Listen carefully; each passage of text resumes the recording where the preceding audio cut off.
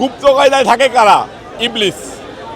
এখন যারা গুপ্তভাবে চলাফেরা করে, যারা সকালে একটা কথা বলে বিকালে আর একটা কথা বলে, সার্বক্ষণিক মিথ্যা কথা বলে, তাদেরকে হয় ইবলিস বলা হয়, না হলে স্বৈরাচার এরশাদ বলা হয়। জামাতের অবস্থা একই রকম।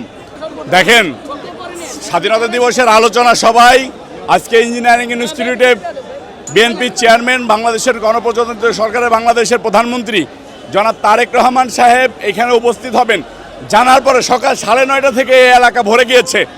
যুবদল ঢাকা মহানগর দক্ষিণের নেতাকর্মীরা তারা কালকে রাত্রে আমাদেরকে বলেছে আমরা প্রয়োজনে সকালবেলা ওইখানে ফজরের নামাজ পড়ব।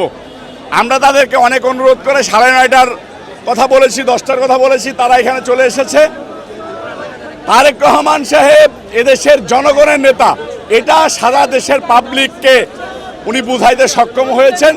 এবং স্বাধীনতা দিবসের আলোচনা সভায় একটা বাংলাদেশে একটা মনে হচ্ছে যে স্বতঃস্ফূর্ত একটা বড় সমাবেশের আয়োজন করা হয়েছে। আমরা নেতাকর্মীদের সারা প্রচুর পরিমাণ পাচ্ছি। ধন্যবাদ। দেখেন, মহাসমাবেশ, বিএনপির মহাসমাবেশ করার মতো ঢাকাতে জায়গা নেই। বিএনপি এই মুহূর্তে মহাসমাবেশ করলে পুরো ঢাকা শহর অচল হয়ে যাবে। যে এলাকাতে করবে সেই এলাকা সহ আশপাশের এলাকায় জ্যামজটে ভরে যাবে।